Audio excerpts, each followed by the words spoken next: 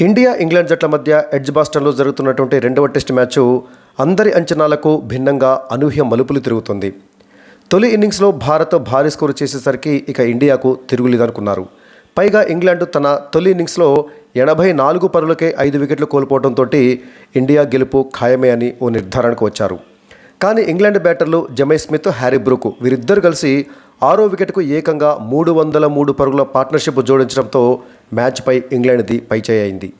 అయితే ఒక దశలో 5 వికెట్ల నష్టానికి 387 పరుగులతోటి పటిష్టంగా ఉన్నటువంటి ఇంగ్లాండ్ కేవలం 20 పరుగుల వ్యవధిలో తన మిగతా 5 వికెట్లను కోల్పోవడంతో మ్యాచ్పై మళ్ళీ ఇండియా పైచేయి సాధించింది. ఇండియాకు తొలి ఇన్నింగ్స్లో ఏకంగా 180 పరుగుల భారీ ఆధిక్యం లభించింది. ఇంగ్లాండ్ బ్యాటర్లలో జమై స్మిత్, హ్యారీ బ్రూక్ వీరిద్దరు తప్ప మిగతా వారు ఎవ్వరు కూడా కనీసం పట్టుమని 25 పరుగులు కూడా చేయలేకపోయారు. ఇంగ్లాండ్ తొలి 5 వికెట్లను 84 పరుగులకే కోల్పోతే చివరి 5 వికెట్లను కేవలం 20 పరుగుల వ్యవధిలోనే కోల్పోయింది. ఇంగ్లాండ్ బ్యాటర్లలో ఏకంగా 6 డకౌట్ అయ్యారు. హ్యారీ బ్రూక్, జమై స్మిత్ వీరిద్దరిని అవుట్ చేయలేక ఇండియా ఒక దశలో మ్యాచ్ పైన ఆశలు కోల్పోతున్నటువంటి తరుణంలో ఆకాశ్దీప్ హ్యారీ బ్రూక్ను బౌల్డ్ చేసి మంచి బ్రేక్ త్రూ ఇచ్చాడు ఇండియాకి. ఇక ఆ తర్వాత సిరాజు ఏకంగా నిప్పులు చెరిగాడు. ఇంగ్లాండ్ లోయర్ ఆర్డర్ టైలాండర్ బ్యాటర్ల యొక్క భరతం పట్టాడు సిరాజు. ఒకవైపు జమై స్మిత్ క్రీజ్లో ఉన్నప్పటికీ మరోవైపు మిగతా బ్యాటర్లను వరుసపెట్టి వచ్చిన వారిని వచ్చినట్లు పెవిలియన్కు పంపాడు సిరాజు. దీంతో ఇంగ్లాండ్ తొలి ఇన్నింగ్స్లో 89.3 ఓవర్లలో 407 పరుగులకే ఆలౌట్ అయింది. ఒక దశలో ఇంగ్లాండ్ 5 వికెట్ల నష్టానికి 387 పరుగులు చేసింది. దాంతో భారత అభిమానులలో అసహనం పెరిగి టీవీలు కట్ చేశారు. కానీ ఆ తర్వాత కొద్దిసేపటికే ఇంగ్లాండ్ ఆల్అౌట్ అయ్యేసరికల్లా అందరూ ఆశ్చర్యపోయారు. హ్యారీ బ్రూక్ అండ్ జమై స్మిత్ వీరిద్దరు కలిసి 6వ వికెట్కి 368 బంతుల్లోనే ఏకంగా 303 పరుగుల పార్ట్నర్షిప్ నిర్మించారు. అంటే ట్రిపుల్ సెంచరీ పార్ట్నర్షిప్. ఇంగ్లాండ్ చేసినటువంటి మొత్తం 407 పరుగుల్లో 303 పరుగులు వీరిద్దరు చేశారు.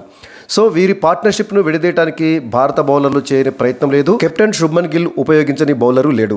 ఎంతకీ వీరిద్దరూ అవుట్ కాకపోయేసరికల్లా భారత అభిమానుల్లో, భారత ఆటగాళ్లలో అసహనం తీవ్ర స్థాయిలో పెరిగిపోయింది. ఇక ఈ మ్యాచ్ కూడా పోయినట్లేనా, కనీసం డ్రా అయినా చేసుకుంటారా లేదా అనే డౌట్ సగటు అభిమానుల్లో వచ్చింది. అలాంటి సమయంలో ఆకాశ్దీప్ 83వ ఓవర్లో హ్యారీ బ్రూక్ను బౌల్డ్ చేశాడు.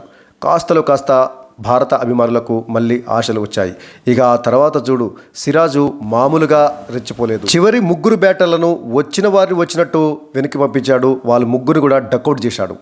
Brydon Carse, Josh Tongue and Shoaib Bashir వీరు 3 కూడా చివరి 3 బ్యాటర్లు డకౌట్ అయ్యి సిరాజ్ ధాటికి మరి వాళ్ళు తిరిగి పెవిలియన్కు చేరడం జరిగింది.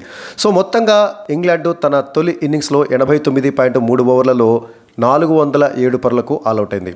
సో ఇంగ్లాండ్ బ్యాటర్లలో చెప్పుకోదప్పగా వారు ఎవ్వరు ఒక ఇద్దరు తప్ప, Harry Brook and జమై Smith.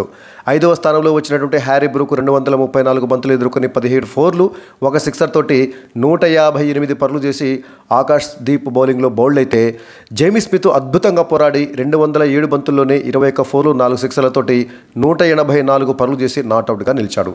So చివరి బ్యాటర్లను అంటే Brydon Carse, Josh Tongue and Shoaib బషీర్లను సిరాజు వరుసపెట్టి అవుట్ చేయడంతో మరోవైపు మరో ఎండ్లో ఉన్నటువంటి జమై స్మిత్ చేసేదేమీ లేక చివరికి నాట్అవుట్గా మిగిలి పెవిలియన్కు చేరాడు. సో దీంతో ఇండియాకు తొలి ఇన్నింగ్స్లో 180 పరుగుల ఆధిక్యం లభించింది.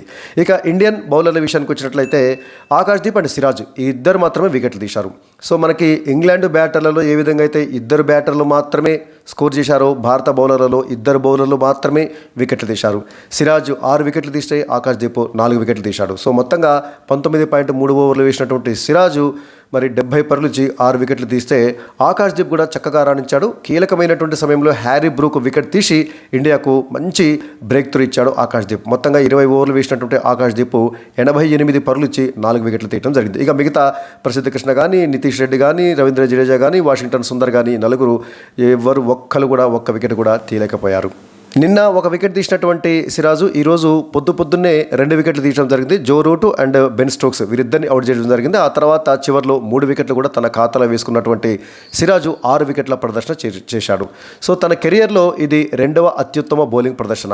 సౌత్ ఆఫ్రికా మీద గతంలో 15 పరుగులకే 6 వికెట్లు తీసినటువంటి సిరాజు ఇప్పుడు 70 పరుగులకు 6 వికెట్లు తీసి మరి తన 2వ అత్యుత్తమ ప్రదర్శనను నమోదు చేశాడు సిరాజు. కడపటి వార్తలు అందేసరికల్లా ఇండియా తన 2వ ఇన్నింగ్స్లో 12.2 ఓవర్లలో 1 వికెట్ నష్టానికి 64 పరుగులు చేసింది.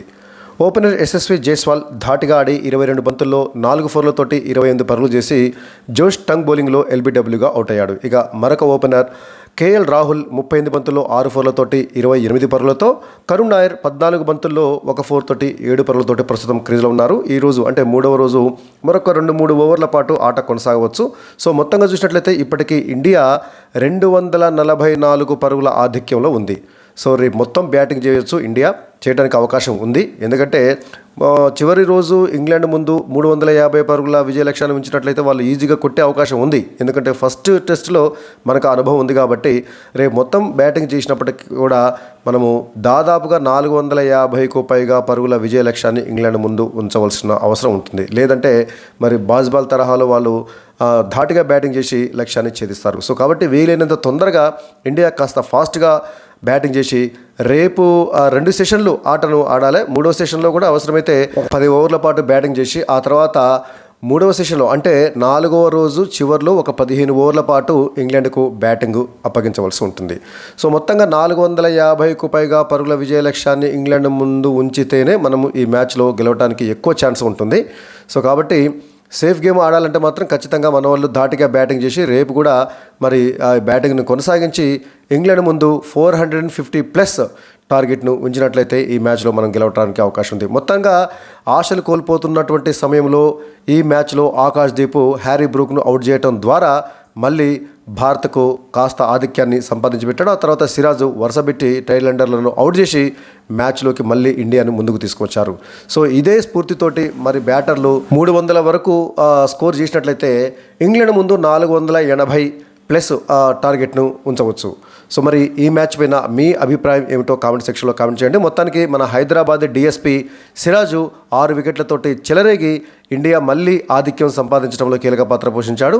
సో అటు ఆకాశ్దీప్ అండ్ ఇటు సిరాజ్ వీరిద్దరు కూడా మళ్ళీ చక్కగా బౌలింగ్ చేసి ఇండియాను పై చేయి సాధించేలా చేశారు. సిరాజ్ అండ్ ఆకాశ్దీప్ వీరిద్దరి బౌలింగ్ పైన అదేవిధంగా ఈ మ్యాచ్ పైన మీ అభిప్రాయం ఏమిటో, మీ యొక్క ప్రిడిక్షన్ ఏమిటో కామెంట్ సెక్షన్లో కామెంట్ చేయండి.